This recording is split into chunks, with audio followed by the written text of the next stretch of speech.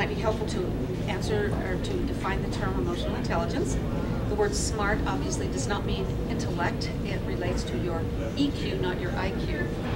And essentially what emotional intelligence is knowing your feelings or emotions, which may sound strange, but it's shocking how many people do not. They don't know what they're feeling, and they can't name them. Often people are, for example, angry as in terms of what they're putting out there, but what they're really feeling is hurt or fear. They put it out as anger. So it's knowing and identifying your feelings or emotions.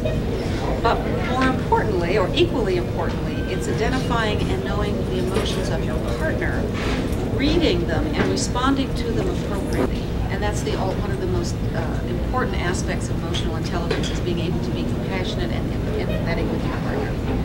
Carol, yes? First of all, I want to say I'm halfway through and I'm loving it. And secondly, being a psychotherapist myself, I was just curious, in your experience when you work with couples, Pat, when you bring up the term emotional, what do you call it? Emotional intelligence. Emotional intelligence, emotional IQ, EQ. That's what I was getting. Or you just talk about emotional intimacy. My experience is that many times people kind of look at you like, huh, what is that? And I'm just wondering if you had that same experience, and also if when in writing this, if you came upon any thoughts about why that is. So that's my first thought, is that the issue of intimacy is a huge issue in and of itself.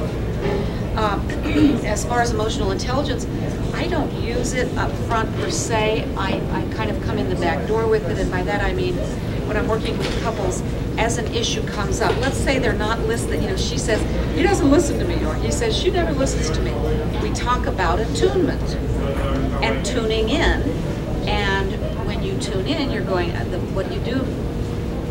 You tune in, well, I shouldn't do that, I should do this, because you don't just listen with your ears, you listen with your heart. And when you tune in, you're obviously listening, and then you're going to be compassionate and empathic and so on. Then, after we've done that, I say that's being emotionally intelligent. So I often will teach them emotional intelligence after, I tell them what I've taught them after I've taught them. And as you know, Carol, in this field, a lot of therapy is psychoeducation. It's not entirely, but you're teaching people a lot when you're doing therapy. So you absolutely can learn to develop your EQ by looking at part 3. However, through the first few chapters, I also have a lot of exercises, checklists, self-assessments, just check off and see how you measure up in this particular area or this particular list of questions or whatever. So they're absolutely involvement. I also have a number of case studies where I have, of course, disguised names and identities and so on. I have to do that for ethical reasons, but I've used case studies, which make it a little bit more interesting, and you can relate to them. You read something about it, what another couple has or hasn't not been able to do. And remember, I also do divorce recovery. I also do divorce recovery work. And one of the things I'm on my soapbox about in my divorce recovery workshops is the importance of taking it slow after divorce. Take a couple of years off and maybe then date seriously for a couple of years, and then maybe have an engagement for a couple of years. And people say, 6 years? Are you crazy?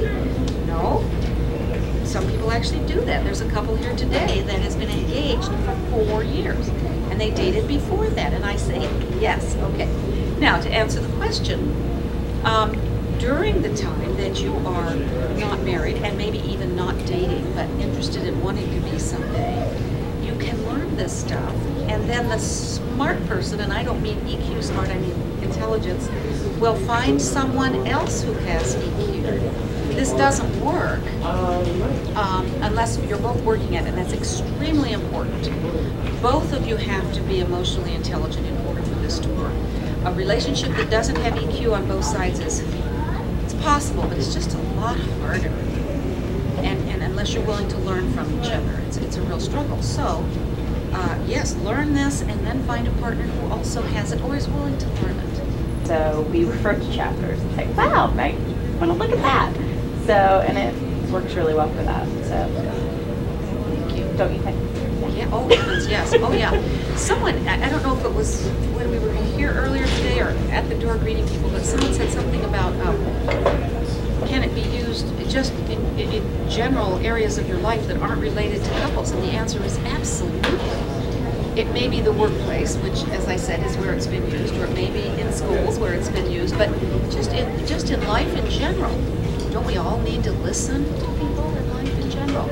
And don't we all need to manage our emotions? I mean, think about road rage. One of the rules that I have in couple therapy is lecturing is not allowed. You get to speak in 3 sentences, and then you have to be quiet and listen to the other person, and then they get 2 or 3 sentences. So, but that's the therapeutic setting. Now, how do you use this? I said that this isn't the old standard book that says communication and sex and kids, but I do have a chapter on handling conflict and communicating. Absolutely, one of the things you need to learn to do is during the let's see, we'll probably be using the self-awareness piece, managing your emotions, being attuned, and you say to your partner, as compassionate and as attuned as you can, could we please agree to talk to each other in just 2 or 3 sentences and not lectures? I really, because I forget what you've said. I'm going to have to take notes here to remember what you said 3 paragraphs ago. But what's your first name? Deborah? But Deborah, the trick is that where the EQ comes in real strongly is managing your emotions.